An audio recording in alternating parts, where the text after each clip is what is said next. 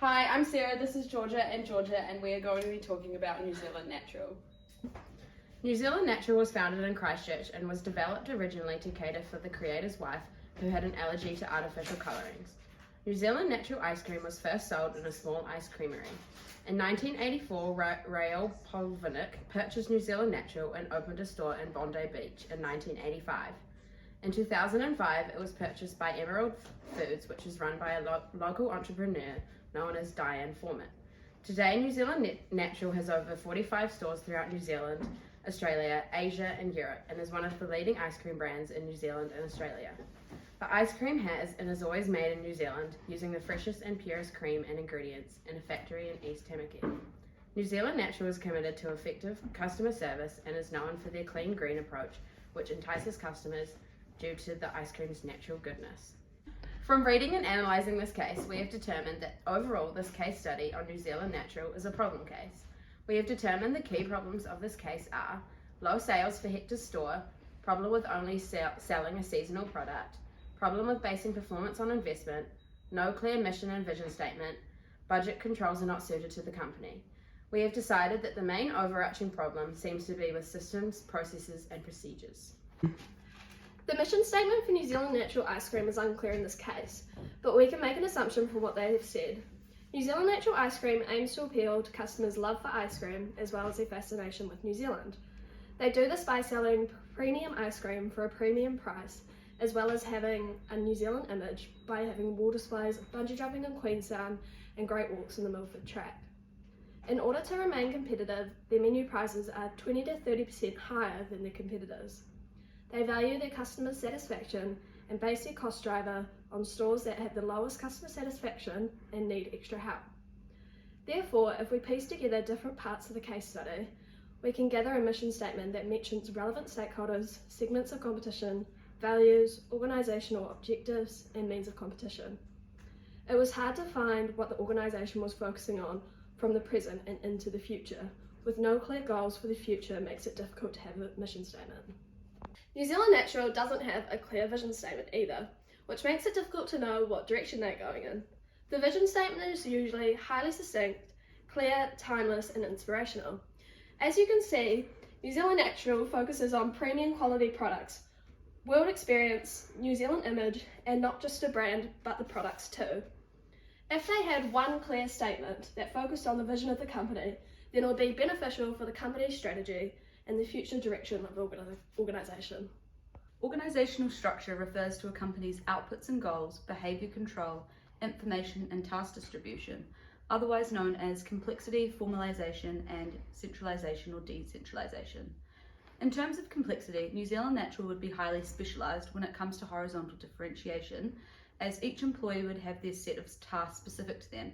For example, the Chief Financial Officer would carry out and make decisions specific to her role, whereas the US-based Regional Manager would have different tasks that would be specialised to her role.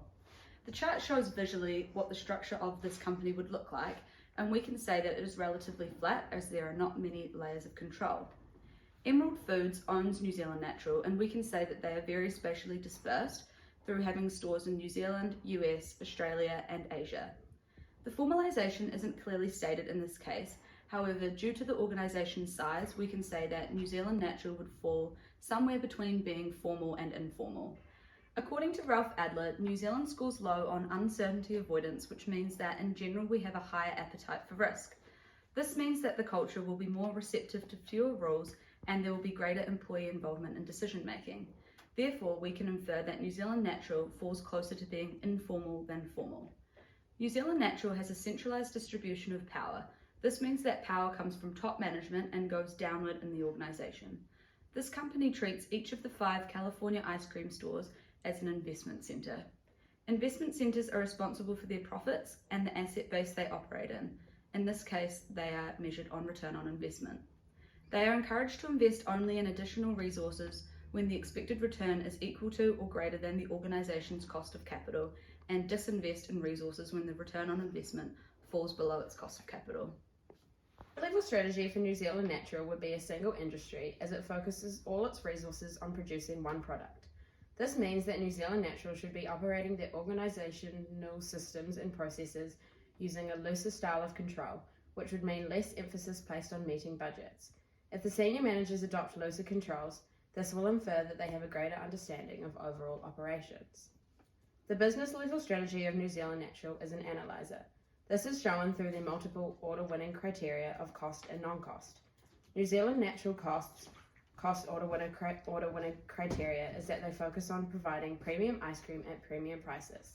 They price their ice cream at around 20 to 30% higher than their competitors, which convinces their customers that this ice cream will be of better quality and value than other competitors, as you can assume that with higher price comes higher quality, i.e. more deliciousness. New Zealand Natural's non-cost order-winning criteria is their high level of customer service.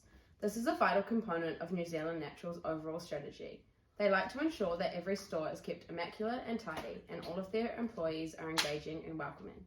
By doing this, it enables customers to have a satisfactory experience when entering one of their stores.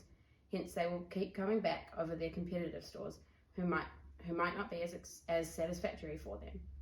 New Zealand Natural is an analyzer, as they are between the prospectors focus on innovation through creating new and different ice cream flavours, and a defender's focus on efficiency by having different managers determine the operations and functionality of stores. New Zealand Natural maintains their product efficiency, but are able to have the resources to adapt new opportunities if and when they arise. Systems, processes, and procedures are made up of three main components of performance measurement systems, employee incentive systems, and human resource systems. Within the performance measurement system, one financial measurement New Zealand Natural has is budget. From the information, it is evident that New Zealand Natural has tight budget controls. Employees are expected to achieve the figures stated in the budget, and excuses for non-achievement are not tolerated. We can see that excuses for not reaching the budget are not tolerated through the email correspondence between the CFO and Hector Rodriguez, the Los Angeles store manager. Hector's store has underperformed terribly due to weather conditions brought on by El Nino. However, the CFO does not take this as excuses and states, immediate corrective actions are required. We cannot afford another period like this past one. In fact, the very survivability of your store is at stake. Tight budget control is more suited to a stable and predictable environmental conditions. Hector and employees cannot predict the internal and external factors that will contribute to the success of their store.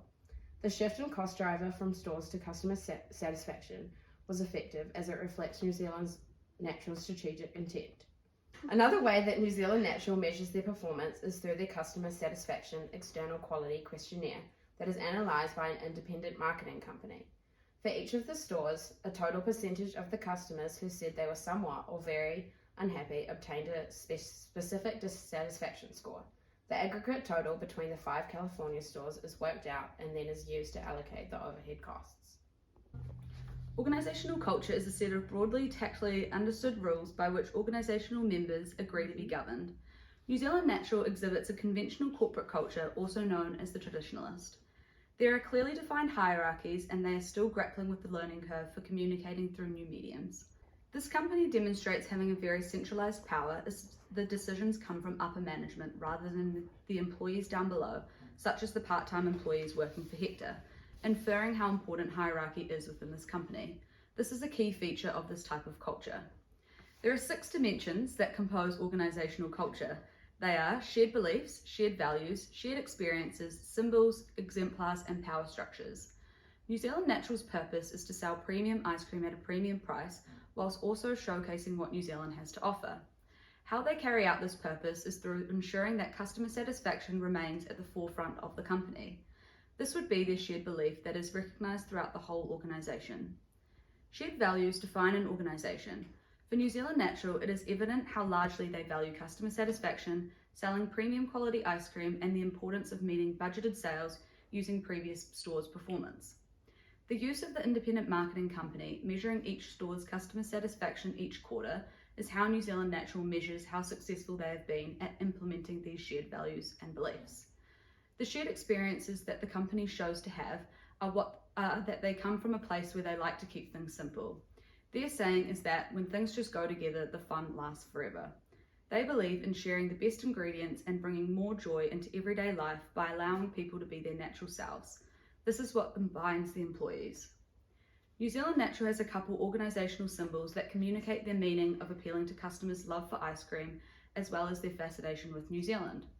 This is shown through the wall art that they have in their stores of bungee jumping in Queenstown, great walks like the Milford Track, and wildlife such as penguins and whales. Another symbol they have is their company logo.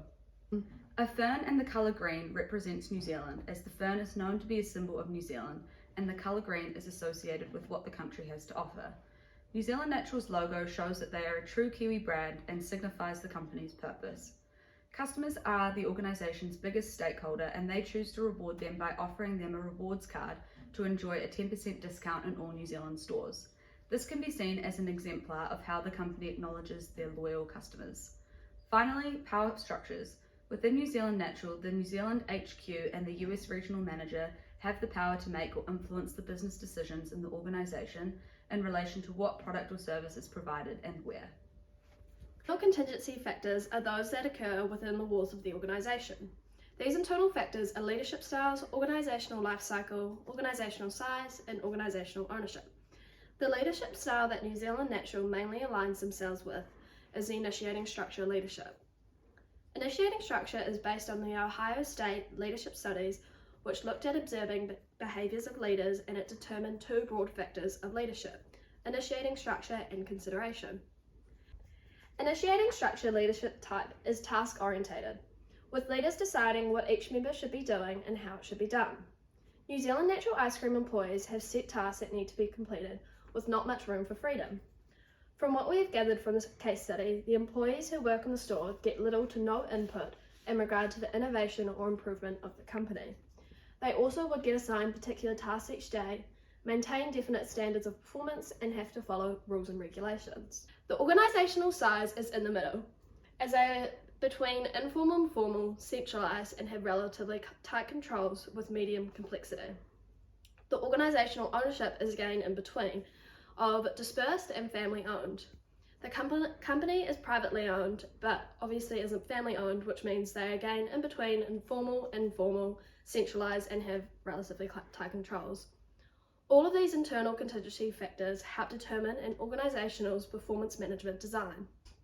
Lastly, the organisational life cycle for New Zealand would be at the growth phase, with the company still in expansion mode, by opening 2 new stores in Portland, Oregon and Seattle, Washington. As mentioned in the organisational structure, the company is centralised at the moment, but with the growth they could become more decentralised. They are in between informal, and increasing in complexity. From the mission statement of premium quality ice cream and New Zealand image, the culture is inspirational and charismatic. Then for the operational systems, processes and procedures, it is unclear if the company has experienced sales growth from year to year, as we only have access to this year's statements, which are slightly skewed due to the climate, and we also don't have access to what their market share is currently. But from what we can assume, they're in the growth phase of the organisational life cycle. The government plays an important role in regulating the minimum rights that employees are entitled to in a country. Depending on the country, workers will have different types of benefits.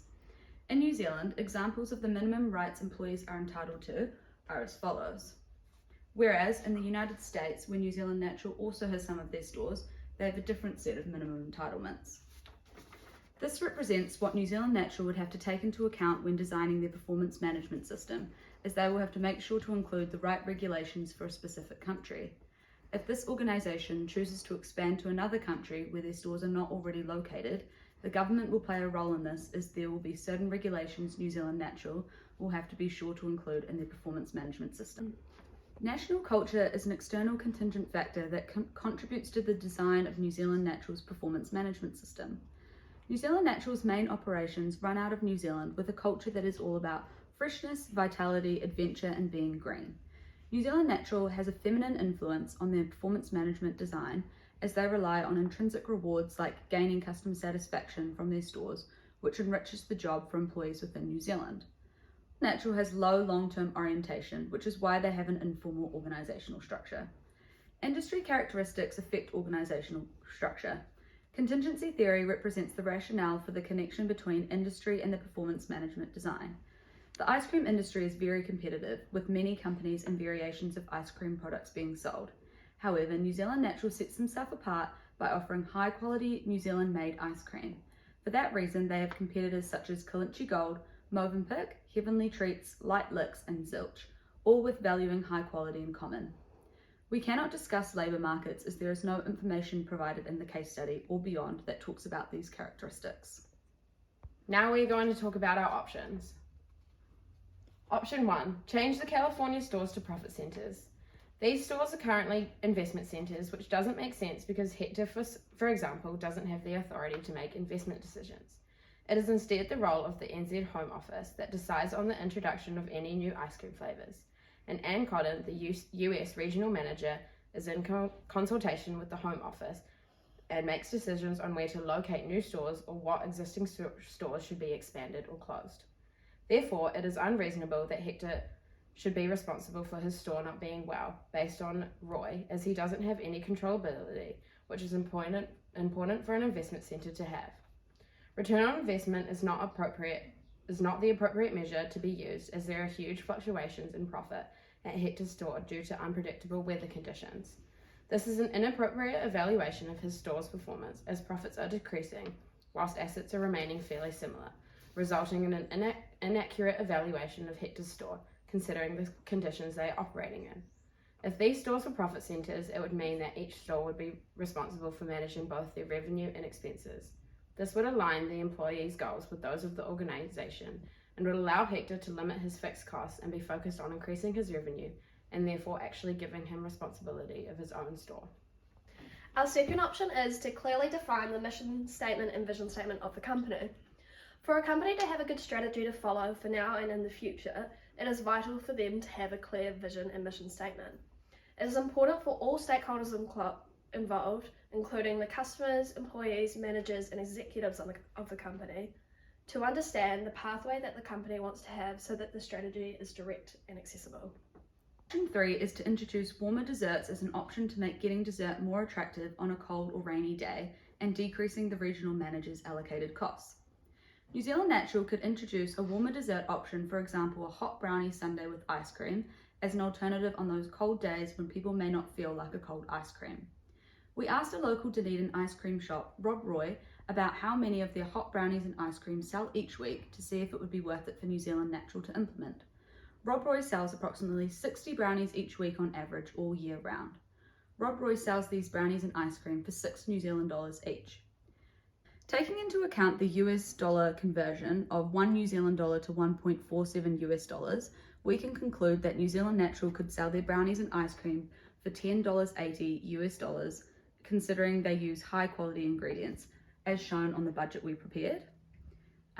We believe that we could reduce the regional manager's allocated cost to $7,500 for those 3 months, as the introduction of the warmer dessert option will bring more customers to Hector's store, and he can introduce a system of asking the customers what else they would want from the ice cream store. Therefore, Hector will be able to improve the customer satisfaction of his store, so less of the US regional manager's budget will need to be allocated as fixed expenses for his store. For our fourth option, it is to close down Hector's store. Due to the extreme weather conditions, his store has faced a serious decline in profits, resulting in a variance of $34,000 between budgeted and actual profit. One option to resolve this drop in profit is to close Hector's store altogether. It is hard to tell if in the coming months this negative variance will be improved to a point where Hector's store becomes profitable again. A lot of US-based managers' allocated costs are going towards Hector's store, so with the closure of the store, these costs could go towards the other stores, making further improvements to these ones and hence increasing the overall profitability for the other US-based stores. However, it is unclear from the financial statements provided if this would be a feasible option. We are unsure how profitable Hector's store is in good months, when there are good weather conditions and no construction. Due to this, in the long run, it could be detrimental to the profitability of the US stores in general to close down Hector's stores. Our fifth option is for New Zealand Natural to improve their overall systems, processes and procedures. Currently, New Zealand Natural is operating a tight budget control, with consequences if budgets aren't met. However, tight budgets are suited for organisations with predictable internal and external factors. This is not the case as shown through Hector's store. New Zealand Natural is selling a seasonal product, which means that weather plays a key role in the success of sales throughout the year. Weather and customer preference are two factors that New Zealand Natural has no way of predicting, as these are always changing.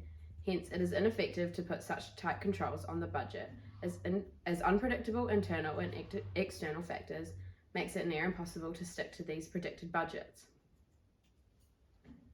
Exhibit 1.3 shows that their budget assumptions are well off their actual figures, which means they will have overpredicted the budgeted figures for Exhibit 1.2, making it impossible for Hector to reach these targets, considering the poor weather and construction outside his store. We recommend New Zealand Natural implements options 1, 3 and 5 as a hybrid solution. These three options would solve all the main problems that this company is facing. Option 1 would solve the problem of basing performance on investment, as this doesn't suit how the company is operating in terms of authority, so it would be much better for the stores to be treated as profit centres. Option 3 would solve the problem with only selling a seasonal product through introducing a warmer dessert choice for customers and would help to increase sales for Hector's store. Lastly, option 5 would correct the budget controls to suit New Zealand Natural, all of which as a hybrid solution would solve all the main problems this company is currently facing. We believe that the problem of having no clear vision or mission statement isn't a huge issue for the company, as we have made an assumption on both of these. However, the company could also define these statements clearly as well if they believe to be necessary. Thank you!